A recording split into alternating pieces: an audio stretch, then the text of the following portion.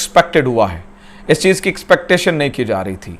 तालिबान हुकूमत को सबसे पहला झटका कह लें, सबसे पहली मुसीबत कह लें, सबसे बड़ा मसला अभी तक का दरपेश आ चुका है। लेकिन नाज़रीन, अब रूस की जानिब से एक धोखा दिया गया है और यूँ समझिए, लगता यूँ है कि जैसे रूस जो है वो भारत की बातों में आ गया। कुछ अरसे से भारत में बहुत एक्टिविटीज़ चल रही थी। भारत ने अपनी समझ लीजिए कि सिफारतकारी तेज़ की हुई थी, लोगों से मिल रहा था, चीज़ों पे कंट्रोल करने की कोशिश कर रहा था। लगता यह है कि भारत को जो है वो अपनी साजिशों में थोड़ा बहुत कामयाब हो चुका है। अब होने क्या जा रहा है, सबसे पहले नाज़रीन खबर यह है, और यही खबर बहुत सारे अखबारों ने और भी छापी है, लेकिन ऐसा समझें कि इंडियन अखबारों ने तो उसे जश्न मना के छापा है। खबर है, Russia want attend new Taliban governments inauguration ceremony इन अफगानिस्तान सेज क्रेमलिन।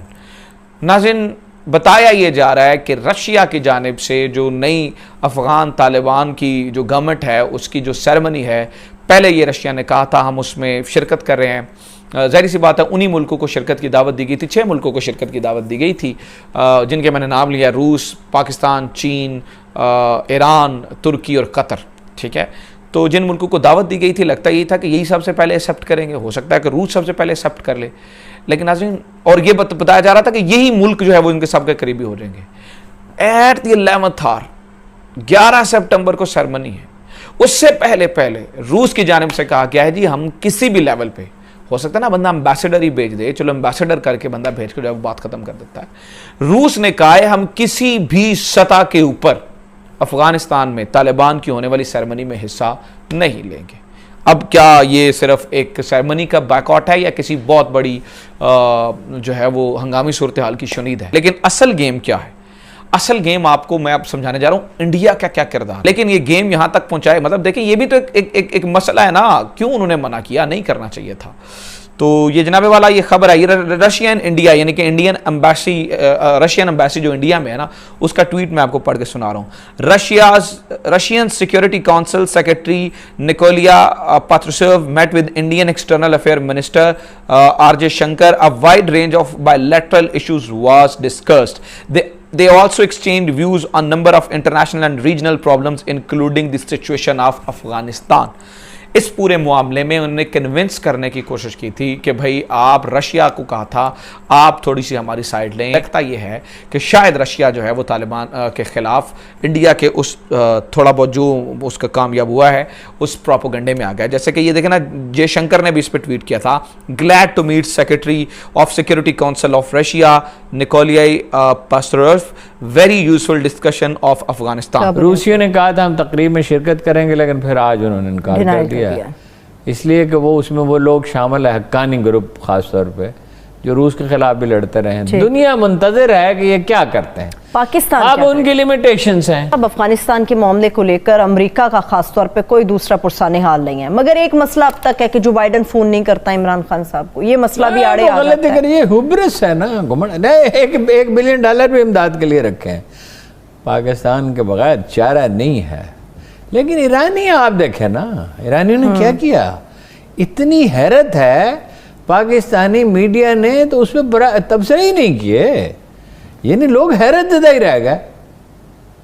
और किस आदमी ने, अहमदी नयाद ने इंडियन टीवी पे कहा कि पाकिस्तान ने जो है वो मदद किया और ड्रोन तैयारे दिए हैं और ये किया। पाकिस्तान ने कभी उसमें तबसरा नहीं किया।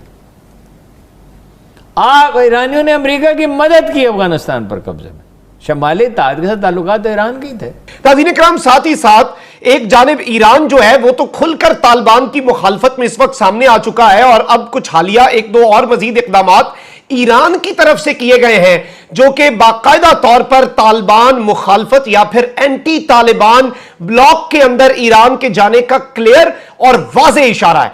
और ईरान जो है वो खुलकर अब तालिबान की मुखालफत करने वाला है और बहाना वादिये पंछेर को बनाया गया है इस सब के अंदर। लेकिन जो तशवीशनाक खबर सामने आई है अफगान तालिबान के लिए, वो रूस के हवाले से है, और रूस ने तालिबान के साथ हाथ कर दिया है, और इस हाथ करने से तालिबान का एक बड़ा नुकसान हो सकता है, और नॉर्दर्न अलायंस, इंडिया पहले तालिबान के खिलाफ है, ईरान अब खुलकर तालिबान के खिलाफ हो रहा है, और अगर रूस इसमें शामिल होता है तो नॉर्दर्न अलायंस का रिवाइवल, जिसने तालिबान को बड़ा टफ टाइम दिया था, उसके भी इम्कानात किस तरह से रोशन हो चुके हैं। क्रेमलिन पैलेस, जैसे अमेरिकन व्हाइट हाउस है, हम कहते हैं कि व्हाइट हाउस ने बयान जारी किया है, उसी तरह रशियन प्रेसिडेंशियल पैलेस जो है वो क्रेमलिन है, और क्रेमलिन के स्पोक्स पर्सन जो हैं उनकी तरफ से एक स्टेटमेंट आई है जिसने अफगान तालिबान के और रूस के ताल्लुकात के अंदर एक काफी सवालात भी खड़े कर दिए हैं। आप ये देख, मैं आपको इसके हवाले से कुछ चीजें बताऊं। Russia won't attend new Taliban government inauguration ceremony in Afghanistan, says Kremlin, कि रशिया जो है वो अफगानिस्तान के अंदर नई हुकूमत की जो इनॉग्रेशन सेरेमनी है, तकरीब हल्फ बर्दारी है, उसमें शिरकत नहीं करेगा। इसके साथ साथ एक और खबर भी है कि Russia will not take part in Afghan government inauguration. अब ईरान जो है वो, ईरान की हुकूमत ऑफिशियली तालिबान मुखालफत जो है उसमें एक कदम और आगे बढ़ गई है, और तेहरान में जो कि ईरानियन कैपिटल है उसमें सड़क का नाम पंशेर रख दिया गया है। सिटी काउंसिल ने इस नाम की मंजूरी भी दे दी है।